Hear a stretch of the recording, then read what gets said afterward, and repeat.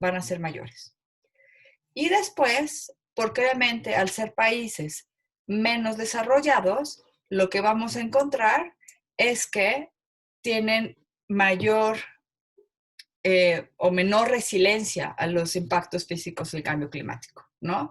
Entonces, por ejemplo, si pensamos que puede haber inundaciones, erosión, que la tierra se vuelva más salina, inundaciones, escasez de agua, olas de calor, eso incide directamente en la agricultura, en la malnutrición y en la salud, que incide en la pobreza, ¿ok? Entonces, digamos que esta desigualdad que se asocia fundamentalmente a una situación geográfica de que donde va a haber mayores impactos es donde de por sí ya hay poblaciones más pobres, entonces el cambio climático va a generar un mayor impacto en aquellas sociedades. Es importante considerar que obviamente eso tiene ciertas implicaciones y que aplican a la inversa, ¿no? Si pensamos que un mayor cambio climático, un mayor incremento en temperatura puede incidir en los países más pobres, entonces, ¿qué pasa si se mitiga? Lo que va a pasar es el efecto contrario, ¿no? Que los efectos de la mitigación van a generar un mayor impacto a la inversa, o sea, van a tener menos impactos los países pobres, ¿no? Entonces, por eso es importante analizar ese tipo de desigualdad del cambio climático, para identificar quiénes son los países que se van a ver más afectados por el cambio climático y que a su vez tienen su contraparte. Si los impactos del cambio climático son menores, entonces esos países van a estar menos impactados, ¿okay? Entonces, esa es una primera literatura que existe sobre los impactos del cambio climático y la desigualdad. Bueno, no voy a ir explicando todas las diapositivas, voy a ir un poco platicando sobre la exposición. Luego hay una literatura que es todavía más compleja, en el sentido de que ya tiene aspectos teóricos de la economía, en la que se analiza si la desigualdad económica genera más o menos emisiones de CO2. Y bueno, ¿cuáles son digamos, los argumentos a favor y en contra? Hay muchos. Voy a escoger uno y uno nada más, ¿no? Uno a favor y uno a contra. No hay un punto de vista claro, no hay un consenso empírico ni teórico. Se han probado diferentes posiciones sobre si mayor desigualdad económica genera más emisiones o genera menos emisiones, y no se ha podido llegar a ningún consenso ni teórico ni empírico. Entonces, en términos de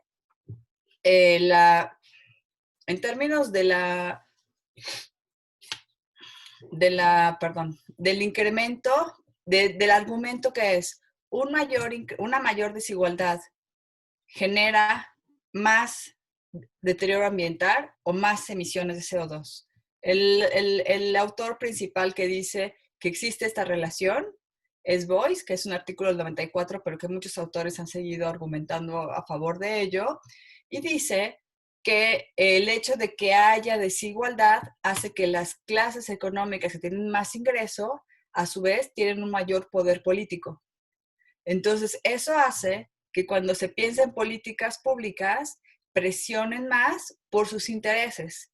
Y sus intereses fundamentalmente son económicos y no ambientales y sociales, ¿no? Entonces, el hecho de que haya más desigualdad genera que haya más emisiones, ¿no? Haya más contaminación, porque los grupos de mayor poder, de mayor ingreso, obviamente asociados a mayor ingreso, lo que hace es que pues no permitan que se desarrollen políticas ambientales un poco más, menos contaminantes, ¿no? Ese es un argumento.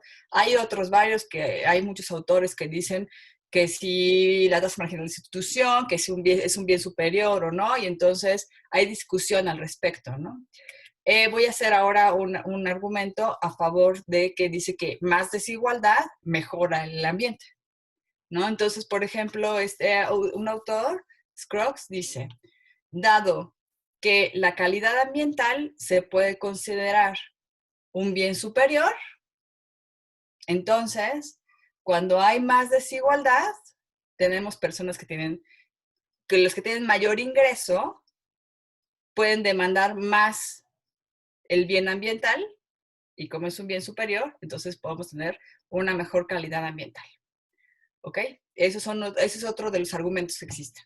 Entonces, si una mayor desigualdad mejora o no la calidad ambiental, es una discusión muy abierta, una literatura muy amplia, y inclusive en términos de evidencia empírica no está nada clara, ¿no? Aquí puse algunos estudios que se han realizado para probar, solo me enfoqué en emisiones de CO2 y desigualdad del ingreso. ¿Cómo miden la desigualdad del ingreso? Fundamentalmente usan un índice de Gini. Entonces hacen una formulación de una curva de Kuznets ambiental y meten el Gini, y con eso ven si la desigualdad mejora o no las emisiones de CO2. No hay resultados claros, no hay una, digan, sí, mayor desigualdad es mayor emisión, o mayor desigualdad son menores emisiones. No existe una relación todavía clara en la literatura. Entonces, es un tema abierto y muy interesante que se puede seguir estudiando. Luego, el otro tema de desigualdad que existe es, pues, quién es el que está generando más emisiones en el mundo, ¿no? ¿Qué países son los que están generando más emisiones en el mundo? Y lo que se observa es que obviamente entre mayor ingreso, más emisiones están generando a nivel país, ¿no? Entonces, aquí nada más voy a dejar un dato, ¿no? Que estos autores en 2019 dijeron que la mitad de la población de mayores ingresos genera el 86% de las emisiones de CO2, mientras que el restante, 14%, lo genera la otra mitad del planeta, ¿no? Entonces, observamos que a nivel país hay una gran desigualdad en términos de quiénes son los que están generando estas emisiones de CO2. Y también muchos estudios, bueno, aquí no hay tantos estudios en realidad, podemos contarlos con los dedos, son como 10 estudios que hacen este análisis de la desigualdad de emisiones entre países, y lo que observamos es que a mayor ingreso, más emisiones, y que existe una alta desigualdad en las emisiones a nivel país. Y lo miden, como les digo, usando un índice de Gini. Ahora, otro de los resultados que se ha encontrado es que, y que es importante porque también vamos a ver que se observa a nivel país, es que la desigualdad de emisiones medida como con un índice de Gini a nivel país es más grande que la desigualdad del ingreso. Es decir, que sí hay una relación clarísima entre ingreso y generación de emisiones de gases de efecto invernadero, pero la desigualdad, es decir, la concentración de emisiones en países de mayores ingresos es mucho más elevada que si hablamos de ingreso monetario. ¿Ok? Entonces, eso vamos a ver que también aplica a nivel país, dentro de un país. ¿Okay? Pero es uno de los principales argumentos, digamos, resultados que se han encontrado en la literatura, y que pues nos dice que obviamente está muy asociado a los patrones de consumo, ¿no? Dentro de los países y entre los países. Y luego hay otros estudios que se han hecho por periodos, y aún así se observa que existe una alta desigualdad en las emisiones a nivel entre países, ¿no? Que ese es el primer, por eso, across countries. Luego, dentro de cada país, la siguiente análisis que se está empezando a hacer, hay muy pocos estudios al respecto de la desigualdad de emisiones dentro de un país. Es decir, siempre se observa el ingreso. Entonces decimos, un país es más o menos desigual porque los que tienen más ingresos están concentrando su riqueza en mayor medida, y los que tienen menos, pues, o sea, son una gran proporción de la población que tiene poco ingreso comparado con los pocos que tienen mucho ingreso, ¿no? Así hablando, básicamente. Entonces, ¿qué pasa con las emisiones? O sea, ¿hay una asociación directa entre ingreso y emisiones? Sí la hay, pero lo interesante de aquí es identificar si el hecho de que tengas más ingreso hace que seas más contaminante o menos contaminante, que generes más emisiones de gas de efecto invernadero o menos. Entonces, esa es como la pregunta que me hice en este estudio, así de, bueno, ¿hay más o menos desigualdad del ingreso? o de las emisiones a nivel país en México. Y la otra situación es, ¿y esa desigualdad ha cambiado o no en el tiempo? Y después, digamos, ¿a qué se debe que exista más desigualdad en las emisiones o en el ingreso? Entonces vamos a ir dando respuesta a cada una de estas preguntas.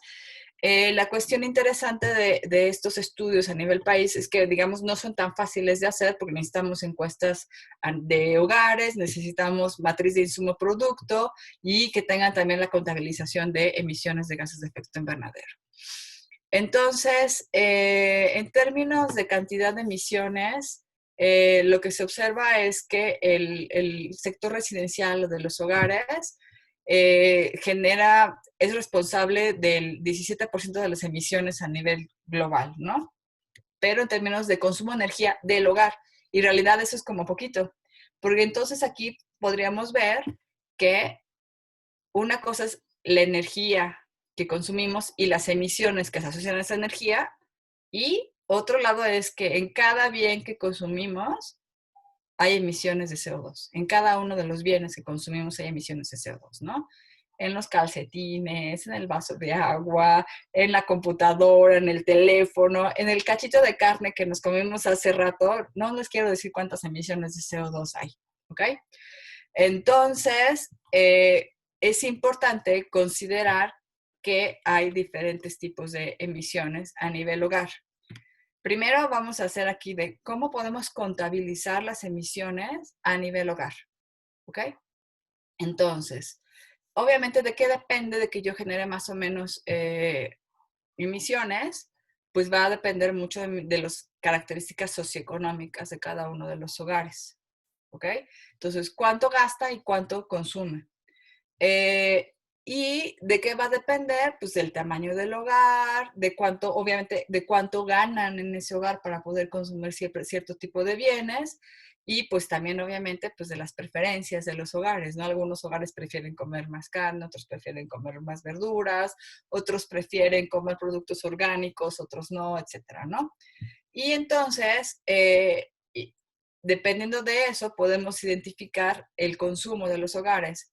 En México existen estas encuestas que se llaman la Encuesta Nacional de Ingreso y Gasto de los Hogares, donde les preguntan a los hogares, oye, ¿cuánto gastaste en tal durante el trimestre pasado? Ah, pues tanto, gasté 10 pesos en tortillas, 20 pesos en nopales, y así les van preguntando por cada uno de los bienes. Entonces existe esta encuesta donde podemos identificar cuánto gastan los hogares en cada uno de los bienes.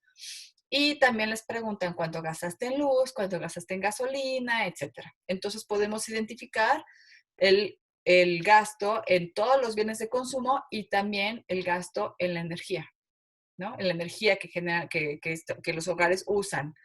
Energía que los hogares usan, estamos hablando de gasolina, electricidad, gas,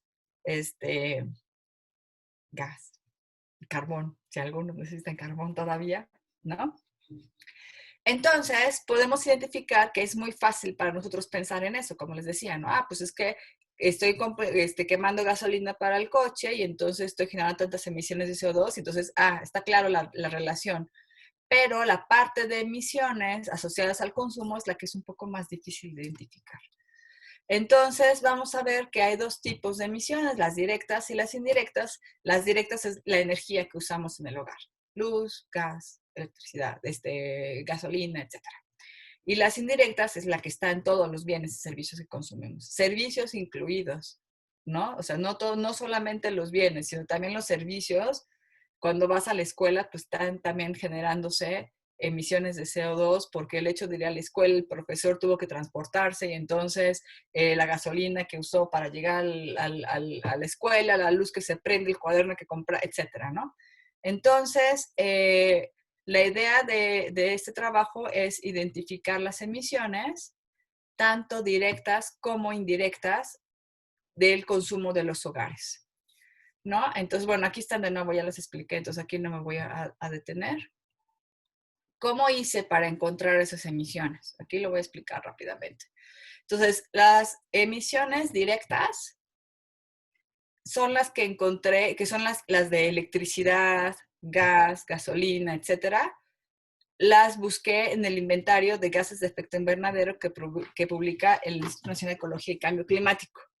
Entonces ahí nos dice, ah, bueno, se producen tantas toneladas de gases de efecto invernadero para transporte y específico de gasolina, tanto de energía eléctrica, tanto de gas. Entonces usé esa cantidad de emisiones. Y luego lo que me interesaba era saber esa cantidad de emisiones, cuánto producción económica genera, cuánto valor económico tiene ahí. Entonces, para eso, pues ya me fui a las encuestas o cuánto costaba la gasolina, cuánto se consume, entonces, cuánto es el valor monetario de cada uno de esos bienes directos. Y con ello encontré esto que se llama la intensidad de emisiones, que es la cantidad de CO2 por dólar, es decir, por el valor de producción, ¿no? Entonces yo con eso puedo saber, pues, cada kilogramo de CO2 que se generó por consumo de gasolina está asociado a tantos pesos o dólares, porque digamos que es lo que se consumió en ese mismo periodo de tiempo, ¿ok? Y luego, para las indirectas, que son las más difíciles, que son todos los bienes que consumimos en el hogar y todos los servicios adicionales, ahí lo que usé fue la matriz de insumo-producto, el Input-Output Matrix. Y esa matriz lo que tiene es la relación de todos los insumos que se necesitan para producir un bien en específico, ¿no? Entonces, bueno, para producir galletas, pues necesito harina, azúcar, no sé qué, tecnología, bla, bla, bla, ¿no? Entonces, la matriz de un producto relaciona todos los factores de cada uno de los sectores y nos da unos coeficientes técnicos. Y luego, para identificar no solo los insumos que se necesitan, sino los insumos que se requieren para producir el servicio anterior y el anterior, se usa la metodología de Lontief, que es, bueno, invertir matrices y no sé qué. Y ya con eso encontramos también estos factores, coeficientes técnicos, y luego los dividimos entre la cantidad de emisiones que genera cada sector, ¿no? Entonces, también con esta otra metodología encontré la intensidad de emisiones. Y ya con esa intensidad de emisiones, después me fui a la ENIG, a la encuesta esta que tiene los gastos de los hogares. Y entonces ahí decía, bueno, en este hogar se gastan 300 pesos de gasolina al mes. Y entonces la intensidad de emisión es de 4.3, entonces multiplico esa intensidad por el gasto y me da la cantidad de emisiones que está generando cada hogar. ¿Ok? Entonces, así pude encontrar cada una de la cantidad de CO2, ahí tiene la ahorita voy a decir qué quiere decir esa equivalente, de las emisiones de cada hogar. ¿Qué quiere decir el equivalente? Hay muchas emisiones de gases de efecto, bueno, hay gases que fundamentalmente todos se miden en CO2, pero por ejemplo el metano y el óxido nitroso, no, o sea, para poderlos acumular y que sea una sola unidad de medida, se hacen equivalentes, ¿no? Entonces el metano, que es un gas que es mucho más calorífero, que tiene un poder de contaminación más alto, tiene una equivalencia a CO2. Entonces, una tonelada de metano, la verdad es que no me acuerdo cuánto se equivale de CO2, pero estará como por 4 o algo así, más o menos. Entonces ya todo está medido en la misma unidad de CO2 equivalente para que sea más homogéneo. Esto quiere decir que en este estudio incorporé todo tipo de emisiones, no solo las de CO2, sino también metano y óxidos nitrosos.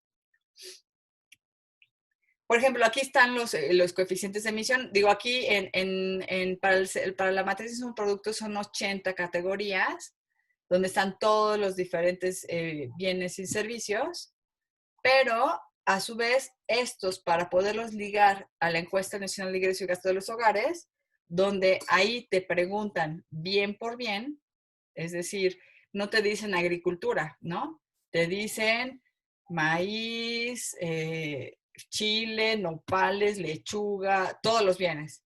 Entonces lo que hice fue a cada uno de los bienes, pues le asociaba del sector donde venían.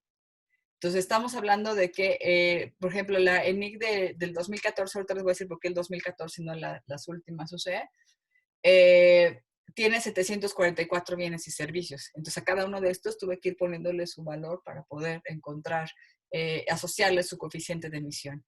Aquí están las otras emisiones, de emisión de electricidad, gasolina, diésel, gas y gas natural. La estimación está hecha para el 89 y la 2014, 89 porque es la primera encuesta de ingreso y gasto de los hogares, la 2014 porque necesitábamos la matriz de insumo producto y no había más nueva, entonces por eso nos quedamos hasta el 2014, ya no pude avanzar más adelante, porque no tengo matriz de insumo producto para hacer la identificación de emisiones por las indirectas, ¿no? Por producto. Entonces, con esto ya lo que pude encontrar es las emisiones de...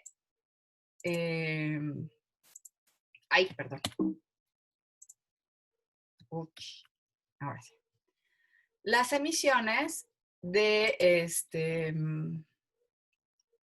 totales por hogar, el promedio, y de nuevo, para no tener los 744 bienes, pues hice una agrupación, ¿no? Para no estar hablando de maíz y frijoles y zapatos y calcetines.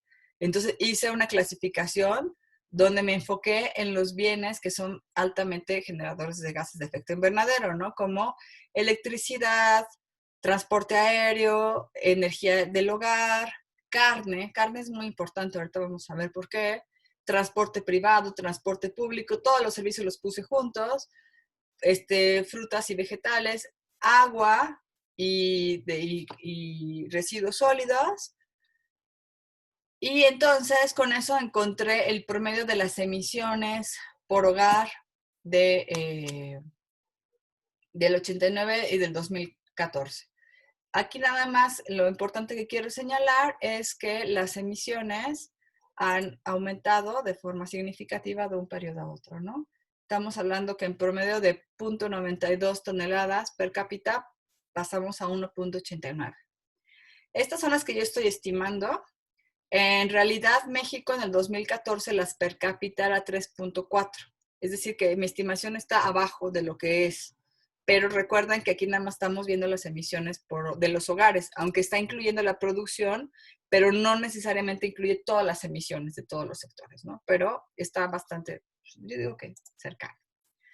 Ahora, estas gráficas de aquí lo que tienen es la distribución de emisiones por estos grandes grupos de consumo de bienes del 89 y del 2014, y aquí abajo está en gasto, ¿no? Porque es la misma categoría. Lo que vemos es que se observa un cambio importante en la composición de las emisiones por sectores, donde el 89 el principal componente que generaba emisiones a nivel hogar era la gasolina.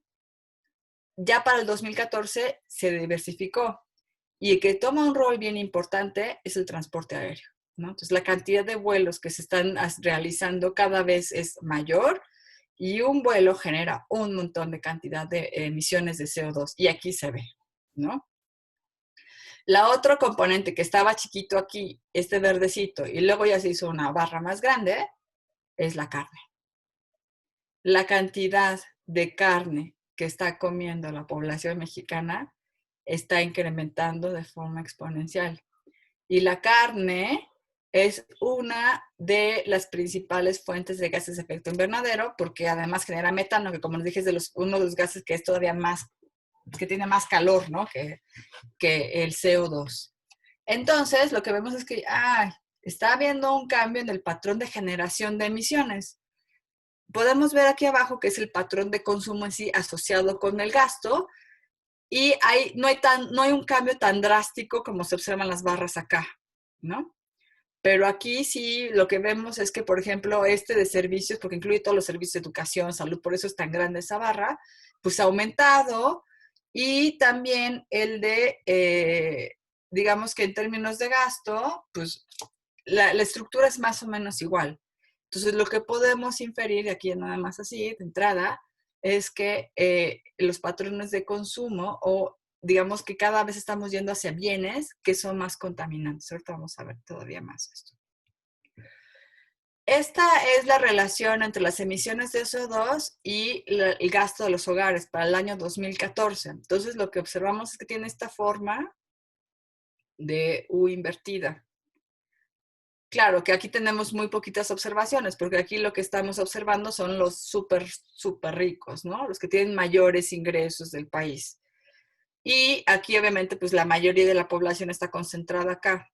Entonces, lo que se observa de entrada es que entre menor ingreso, menos emisiones de CO2. Aumenta el ingreso, aumentan tus emisiones de CO2. Ya eres súper rico, ya pones calentador solar, ya tú usas auto híbrido, no sé qué, y entonces tus emisiones empiezan a disminuir.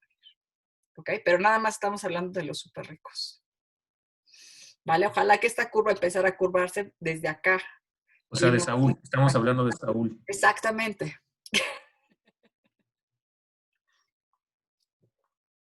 ¿No? Entonces, bueno, entonces, esto así como primera entrada. Entonces ya vamos a ver que, híjole, pues sí, vamos a encontrar desigualdad de las emisiones.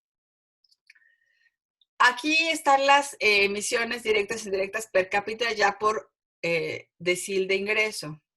El decil de ingreso para los jóvenes es, ordenas a la población desde el más pobre, del señor que está ahí afuera que tiene cero ingreso, hasta se supone Carlos Slim, pero pues no. O ya no sé quién es el más rico ahorita, ¿no? Pero los pones aquí. Entonces pones a toda la población formada, desde el más pobre hasta el más rico, y divides en 10 grupos iguales. ¿Ok? Esos son los deciles de ingreso. Que no necesariamente, lo que va a haber es que en cada decil de ingreso es la misma cantidad de población, pero obviamente el decil 1 es el súper pobre y el decil 10 es el decil más rico. ¿Ok? Entonces, me voy a enfocar nada más aquí, porque ya no sé cuánto, ya me estoy pasando, entonces me voy a enfocar aquí en este cachito, no me voy a ir las directas e indirectas, sino nada más en el total, y en esta comparación bien interesante que es del 89 al 2014. Lo que vemos es que las emisiones han aumentado en todos los grupos de ingreso, ¿no? Aquí emitían 0.18 toneladas per cápita y ya en el 2014 son 0.81. Es un montón, ¿no? Mientras que los de mayores ingresos de 3.38 pasaron a 4.98. En términos porcentuales, no saqué aquí los porcentajes, perdón, no, pero este es como un incremento como del 300% y este es un incremento mucho menor, ¿no? Lo que estamos viendo es que los grupos de menores ingresos están generando cada vez más emisiones de CO2, mientras que los de mayores, pues sí, pero no es un incremento tan, o sea, mucho más grande, ¿no? Los que están creciendo mucho más de forma exponencial son estos, comparados con los de mayores ingresos, ¿ok? Entonces, aquí lo que estamos viendo es que pues, la población, como la mayoría se concentra en estos, pues son los que estamos cada vez generando más y más emisiones, ¿ok? Y ahora voy a hablar de este famoso índice de Gini, ¿no? Que lo que nos ayuda a medir es qué tan concentrado está el ingreso y luego esas medidas ya se usan para poder medir la concentración también del CO2. Hay otras medidas, pero no las puse aquí, nada más ahorita me enfoqué en el Gini, pero hay otras. Y, por ejemplo, un índice de Gini cercano a 1, lo que nos dice es que hay menos desigualdad. Y un índice de Gini cercano a 0 quiere decir que no hay desigualdad, ¿ok? Entonces, cuando baja el Gini, es algo bueno. Aquí es primero, el primer renglón es el del ingreso, ¿no? Entonces, del 89 al 2014, el Gini pasó de 0.47 a 0.44, lo que nos indicaría es que hay menos desigualdad del país en términos de ingreso. Hay un montón de críticas que si estás agarrando el de mayor ingreso, no, pero eso no lo vamos a tocar aquí. Eso es en términos de lo que nos salió de datos del ENIG, ¿ok? ¿Qué pasa con las emisiones?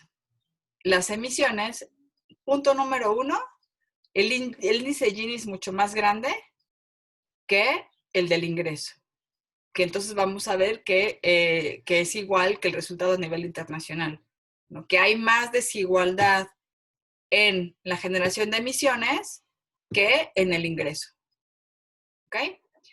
Y lo que vemos es que sí ha disminuido esta desigualdad, ¿no? En algunos rubros, en mayor o menor medida, pero ahorita nada más me voy a enfocar ya nada más en este total, ¿ok? Entonces, lo que vemos es que sí, en efecto, cada vez hay una menor concentración de emisiones y entonces ya no sé si eso es bueno o es malo. ¿Por qué? Porque lo que estamos viendo es que los de menores ingresos están consumiendo bienes cada vez más intensivos en CO2. ¿Y qué está generando eso? Pues que en el agregado haya más emisiones de CO2. Entonces, aquí en este resultado, faltaría hacer el modelo exacto, pero podríamos inferir que en el caso de México, una menor desigualdad genera más emisiones, pero no necesariamente por la concentración del ingreso, sino también por el patrón de consumo que está teniendo la sociedad, ¿no? ¿Qué pasa cuando tienes un poco más de ingreso en lugar de transporte público? Pues empiezas a usar a lo mejor un taxi o un Uber o algo así, que es más intensivo en CO2. Y luego si tienes un poco más de dinero, pues ya te compras tu coche. Si tienes más dinero, ya no usas nunca el transporte público, siempre andas en auto privado. ¿Ok? Entonces, y luego igual los bienes, ¿no? Cada vez en lugar de comer, pues comías más verduras, ahora tienes más dinero, puedes comprar carne y cada vez compras más carne y pues ahora puedes comer otras cosas así, ¿no? Productos importados que también son altamente, que tienen alto contenido de CO2. Entonces, ciertamente la desigualdad, los índices han bajado, porque ese ejercicio lo hice no solo para el 89 y 2014, sino año con año, ¿no? Con todas las ENICs. Entonces, lo que se observa es que hay una disminución en la desigualdad. Pero, no puse la gráfica, pero vamos a ver que en términos de emisiones totales, están aumentando cada vez más las emisiones del país. Y este también es bien interesante porque está así como en términos de porcentuales. La mitad de la población tiene el 20% del ingreso, mientras que la mitad de la población más pobre genera el 13% de las emisiones. El 10% más rico tiene el 35% del ingreso, mientras que el 10% más rico genera el 42% de las emisiones, ¿no? Entonces, todavía hay una altísima concentración de las emisiones, ¿no? Porque pues 42%, el 10% más rico es muchísimo. ¿Ok? Y ha cambiado el patrón, ¿no? Es lo que veíamos aquí, del 89 al 2014 ha cambiado. Sin embargo, ese resultado, pues lo que podemos ver asociado al patrón es que está asociado a un incremento en bienes altamente contaminantes, ¿no? La población de menores ingresos, cuando accede un poquito más de ingreso, consume bienes cada vez más contaminantes. Entonces, nada más para cerrar la plática, estos resultados son muy importantes porque después se podría pensar en políticas públicas más focalizadas para tratar de disminuir las emisiones de gases de efecto invernadero, ¿no? Ya sé que esto se va a oír medio mal, pero pensar en un impuesto a la carne podría ser alguna especie de solución al respecto. Entonces, el análisis de la distribución de emisiones a nivel hogar es bien importante, justo para identificar eso, quiénes son los más contaminantes y cómo podríamos ayudar a disminuir esas emisiones de gases de efecto invernadero asociados a un patrón de consumo que no es sostenible. Listo. Muchas gracias.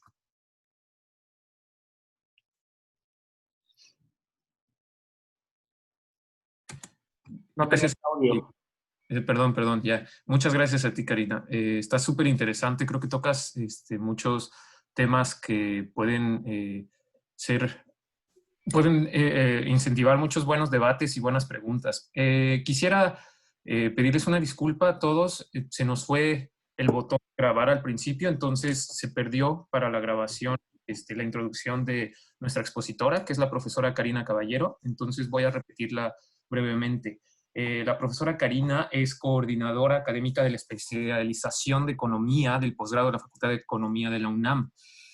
Karina cuenta con más de 15 años de experiencia en investigación y docencia en el área de economía ambiental y cambio climático. Además, ha colaborado con organismos internacionales en estos temas de cambio climático y medio ambiente, como la CEPAL, el Programa de Naciones Unidas para el Medio Ambiente, el BID, el Banco Interamericano de Desarrollo, también con el Centro Agronómico Tropical de Investigación y Enseñanza y con la Global Water Partnership.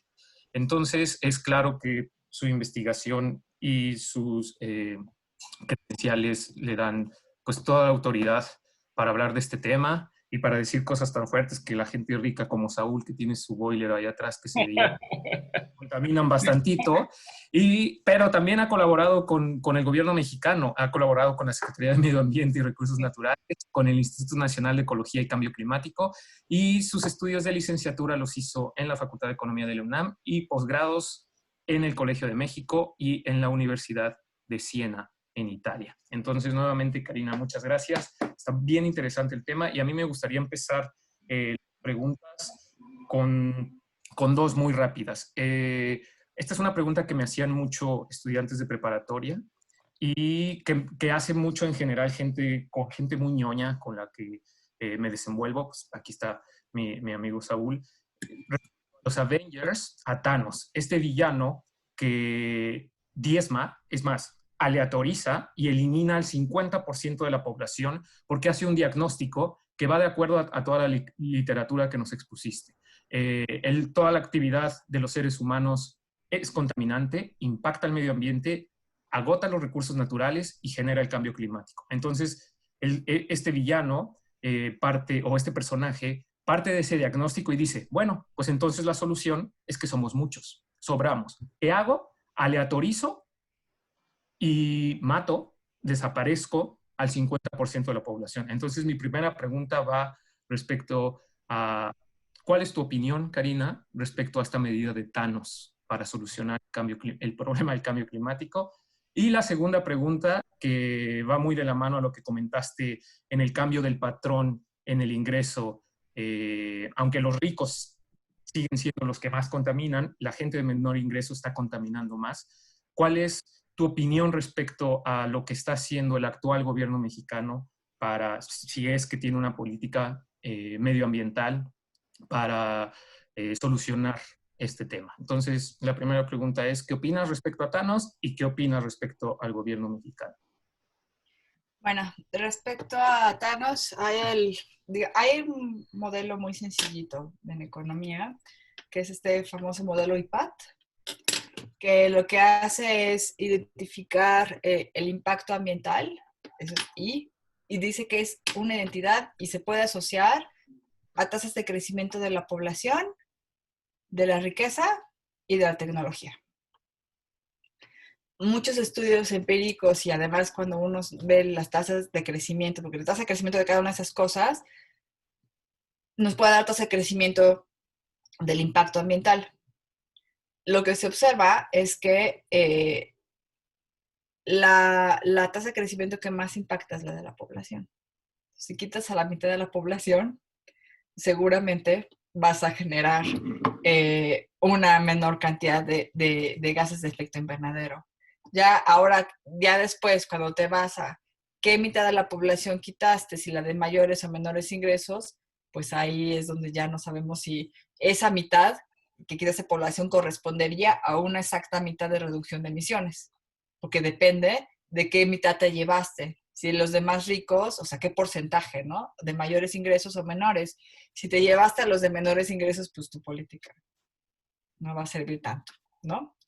Pero si te llevas hasta los de mayores ingresos, pues a lo mejor con que te lleves el 10% ya eliminas el 42% de las emisiones. No necesitas ser tan dramático y quitar el 50%, ¿no? Nada más con el 10%. Ya redujiste el 42% de las emisiones. Vale, muchísimas gracias. Esto deja claro que aquí ni Saúl, y yo sé que hablo también por Karina, ni yo estamos a favor de estas políticas. Esto es solo una plática informal entre cuates y la verdad es que pues sí, está muy interesante. Muchas gracias, Karina, por esa respuesta. Y pues nadie sobra, pero si alguien sobrara, pues seríamos los de hasta arriba. Entonces, bueno, la segunda pregunta, pues es que ahí es cuando ya me pones en una posición incómoda, porque con eso de que se graba y no sé qué, y hablar en contra del gobierno. no, pues no, pues ya, creo que pues sí, ninguno de nosotros queremos eso y pues la reservamos para cuando Saúl nos invite alguna que otra cervecita así corta. Sí, que te queda grabado, por favor. Sí. Perfecto, muchísimas gracias, Karina. Pues ya me dieron por todos lados. Ahora es no sé si hay alguna pregunta de los participantes de Zoom. En Facebook ya puse ahí si alguien quiere hacer una pregunta. Más que bienvenida. Bueno, aquí hay una pregunta en Facebook. Ahorita la hago si quieres. Nos pregunta Jacqueline, bueno, le pregunta a Karina, desde el informe Galindo hasta hoy, ¿cuáles son los retos más grandes para México? Aquel informe famoso. Aquel informe famoso que ya tiene como 14 años, creo. Pues en realidad, digamos que fue un informe bien importante que puso el tema del cambio climático en la mesa a una gran discusión y que se tomó mucho en consideración en la agenda del presidente Calderón. Creo que ha sido uno de los presidentes que más ha tomado cartas en el asunto respecto a los temas de cambio climático. Se comprometió bastante. Evidentemente son temas políticos que después se han ido diluyendo, ¿no? Y que ya estoy diciendo lo que no quería decir en la pregunta anterior, que no son parte fundamental de la agenda de este gobierno, ¿no? Como está claro, ¿no? No te preocupes, si quieres lo editamos y no hay ningún problema. De hecho, era la siguiente pregunta. Ajá. Y bueno, el punto es que pues sí, se ha tomado en consideración el tema, pero sí falta muchísima aplicación de políticas y de transminar ese tema en los diferentes ámbitos, inclusive desde pensar en cuestiones educativas, ¿no? De que los niños estén conscientes de estos temas y ese tipo de cosas, ¿no? Justo para que no caigan en patrones de consumo altamente contaminantes. En lo que alguien más se anima, a lo mejor te puede hacer una pregunta. Si alguien tiene preguntas en Zoom, puede hacerlas en el chat o puede levantar con la herramienta esta de la manita, puede pedir la palabra y la puede hacer directamente. Pues muy interesante el cuadrito. Sí, tengo aquí anotadas las cifras, el cuadrito de los cambios 89-2014, en donde pasa de como de 0.18 a 0.80 el decil más bajo en emisiones per cápita y como de 3.8 a 4.3 el más alto. Eso significa que son como los que están en el decil 5 generan un quinto de los que están en el decil 10. Entonces, estoy pensando como alguien que dice, bueno, ahora ya hice por suerte o por alguna cuestión tengo un ingreso más alto y quiero consumir carne, ¿por qué me van a poner un impuesto? Estoy retomando ese ejemplo que dijiste, ¿no? O sea, ¿por qué me van a poner un impuesto a mí cuando este señor se come bisteces toda la semana, ¿no? Yo como una vez y ahora resulta que yo tengo que pagar por ese costo, ¿no? Por la generación de esa contaminación. Entonces, no sé si pudieras hacer una reflexión en ese sentido de la cuestión justa, ¿no? Sí, esa cuestión de equidad no solo aplica a nivel hogar, familia, sí, ¿no? Sino también podemos pensar a nivel internacional, ¿no? Protocolo de Kioto, Acuerdo de París, etcétera, ¿no? De por qué los países de menores ingresos tienen que ajustarse a reducción de emisiones. Sabemos que reducir tus emisiones es costoso, no es gratis. Si fuera gratis, todo el mundo ya lo hubiera hecho, ¿no? Entonces, ¿por qué países que están menos desarrollados, ahora que están desarrollándose, ejemplo China, India, México, Brasil, ¿por qué nosotros tenemos que cortar emisiones y apenas vamos alcanzando a los países que son los mayores emisores, que es Estados Unidos, bueno, ahorita China ya es el primero, ¿no? Pero digamos que en términos de desarrollo, los que generaron las mayores emisiones es Reino Unido, la Unión Europea, Estados Unidos, Canadá, etcétera, ¿no? Entonces así de, ay, ¿por qué nosotros tenemos que frenar nuestro desarrollo o invertir en cosas costosas para poder seguir produciendo y reducir nuestras emisiones? es exactamente el mismo punto que el de menos ingresos va a decir, oye, ¿yo por qué tengo que pagar un impuesto a la carne si estos que tienen más ingresos generan un montón de emisiones y no solo hoy, sino en el tiempo ha generado mucho más Exacto. y la atmósfera está llena de gases de efecto invernaderos por su culpa, no por la mía? Ahora déjenme comer mi carne en paz, ¿no? Es exactamente la misma discusión, pero es una cuestión de un principio de un bien común, ¿no? En el que todos estamos, en el que si todos no actuamos para reducir las emisiones, lo que va a pasar es que el aumento de 2.5 grados que se pretende en París, que nunca va a llegar, porque yo digo que nunca va a llegar, pero que en principio se busca, pues lo que va a pasar es que pues no vamos a llegar de ninguna manera, ¿no? Entonces es una cuestión de una acción común para poder alcanzar esta meta, ¿no? De reducción de emisiones en general. Entiendo el punto perfecto, ¿no? Pero claro, el que tiene más dinero va a pagar más impuestos porque consume más, ¿no? Porque vas a pagar proporcional a lo que consumes.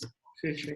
Ese es un tema muy, de hecho, así como que estoy pensándolo, siempre lo toco como con muchas pinzas, lo del impuesto a la carne, ya hay un poco de literatura, no soy la principal de la idea, o sea, no digan que yo fui la que se me ocurrió.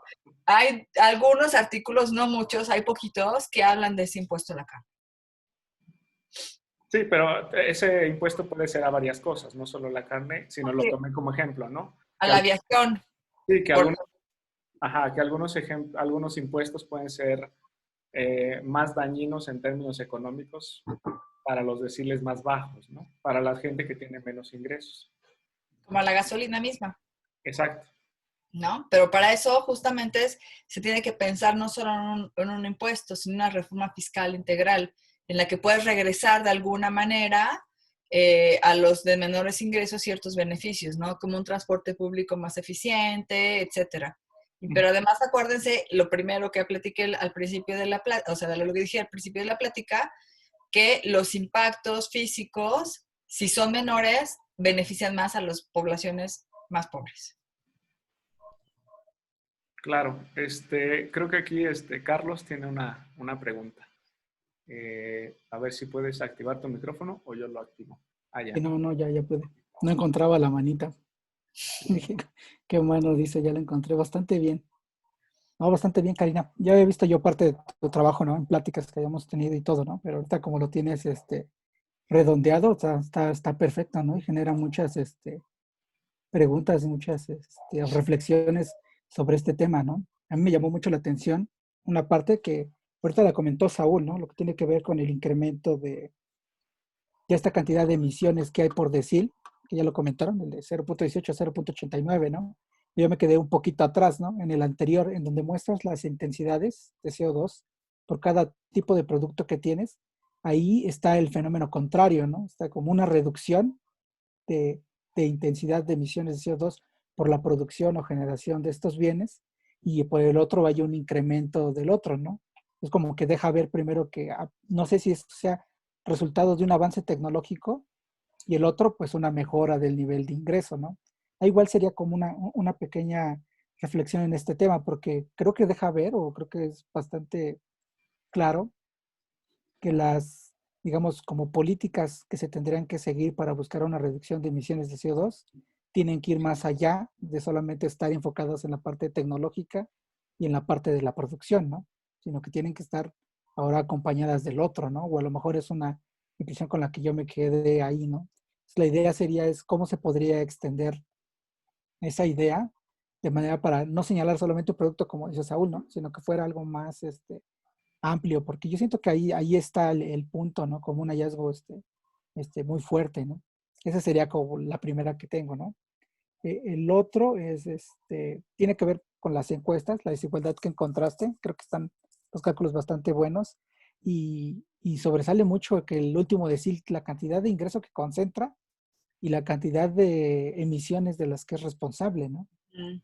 No sé si has analizado un poco, porque las encuestas tienen un sesgo, ¿no? Eso creo que se identifica, ¿no? Es decir, los más ricos no están en la encuesta, ¿no? Y a pesar de que no estamos hablando de que estén los más ricos, digamos, así de altos, o esos valores estén así, la pregunta va hacia allá, ¿no? ¿Tú crees que sea suficiente digamos, con políticas que vayan enfocadas hacia patrones de consumo de los niveles de bajos ingresos, no sé, del decil 5 hacia abajo, o qué se puede hacer en el otro extremo, ¿no? En el extremo superior y que tal vez no sale en la encuesta y está marcado por esos valores que ahorita tienes en lo que sería el decil 10.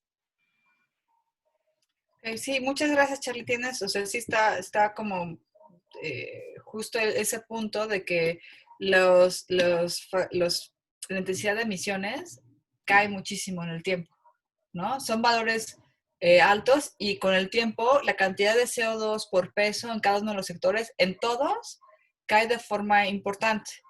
Y sí, está asociado a una mejora en la producción. Cada vez somos más eficientes.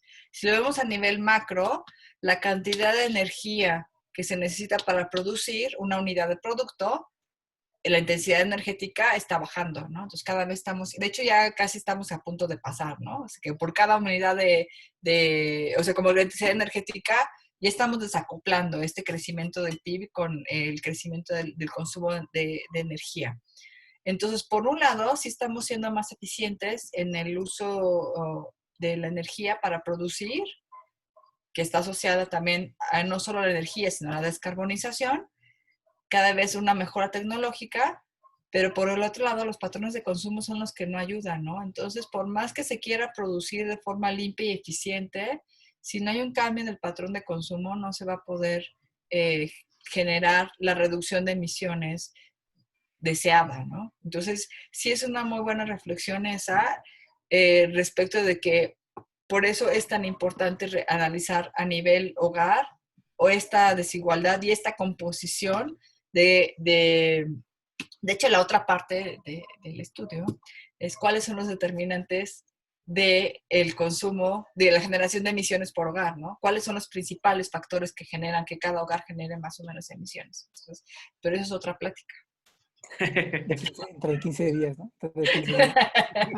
Y la otra respecto a las políticas, yo no estaba pensando como en políticas por nivel de ingreso, sino por producto, ¿no? Justamente identificando los productos que son más intensivos en CO2, entonces en eso, claro, va a afectar, tendríamos que hacer un análisis de elasticidad-precio de cada uno de esos productos por niveles de ingreso para ver cómo va a afectar, ¿no? Pero eso ya es también otro artículo, Charlie, así como para ver, Otra plática. esa es otra cosa, ¿no? Porque para ver cómo cada impuesto, porque ahorita nada más es identificar, se puede hacer esto, ¿no? Pero ya cuando lo quieres implementar, tendrías que decir, bueno, y si fuera el de la carne, que es el ejemplo, entonces, ¿cuál es la precio por nivel de ingreso y cómo podrías compensar a los de menores ingresos para no afectarlos tanto?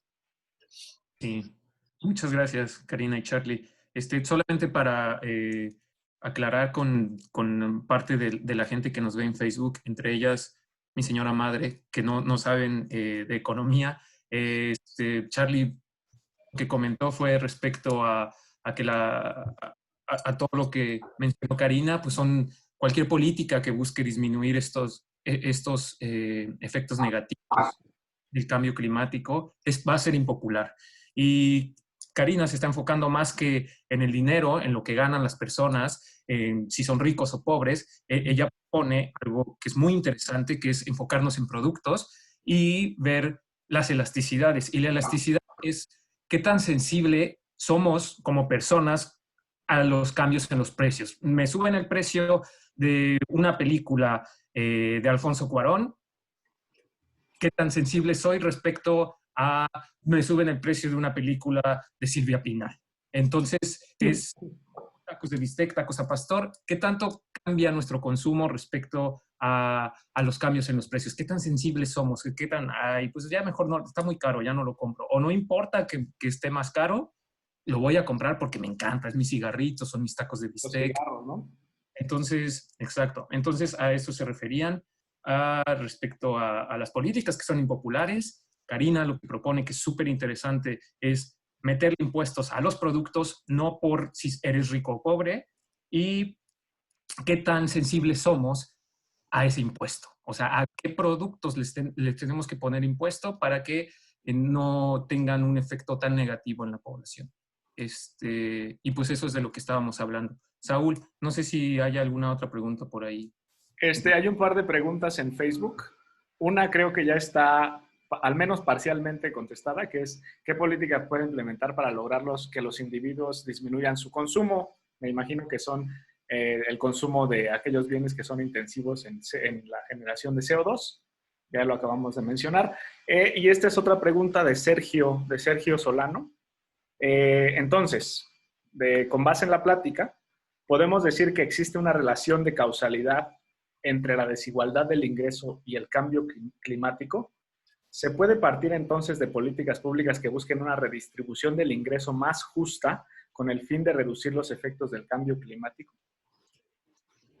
La leí tal cual. Espero haya sido claro.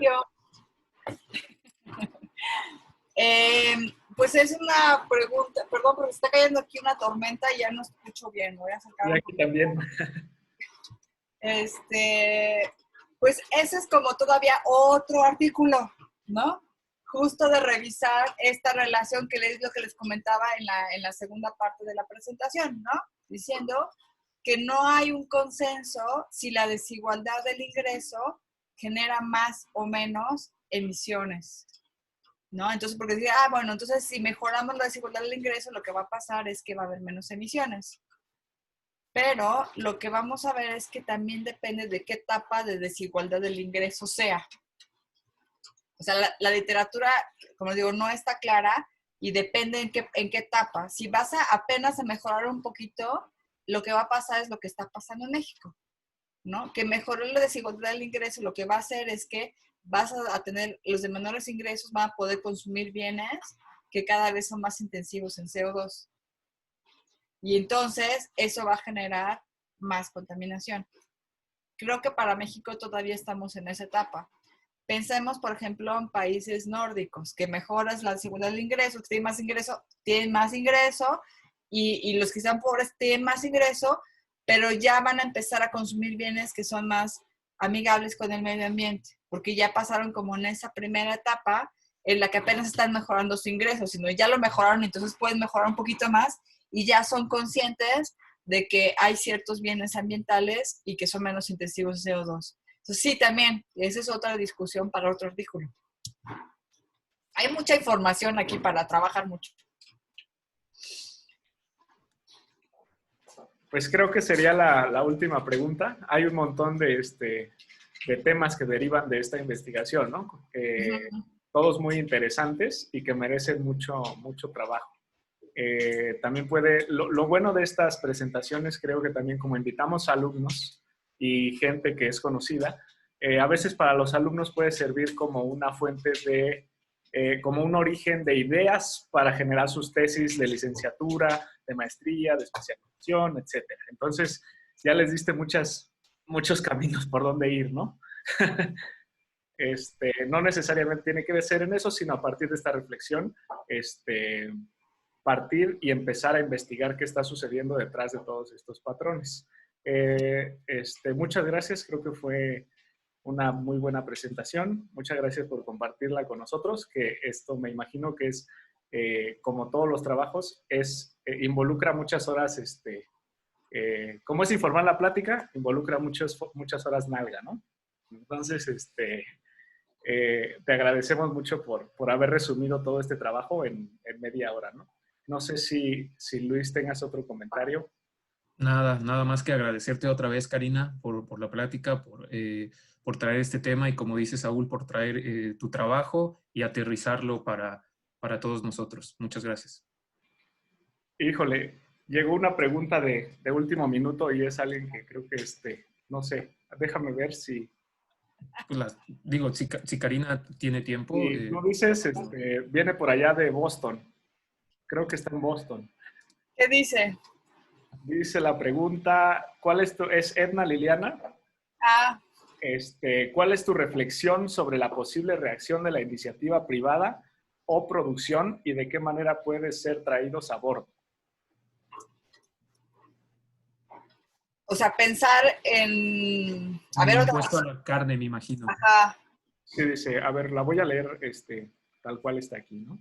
¿Cuál es tu reflexión sobre la posible reacción de la iniciativa privada o producción y de qué manera pueden ser traídos a bordo. Entiendo que es...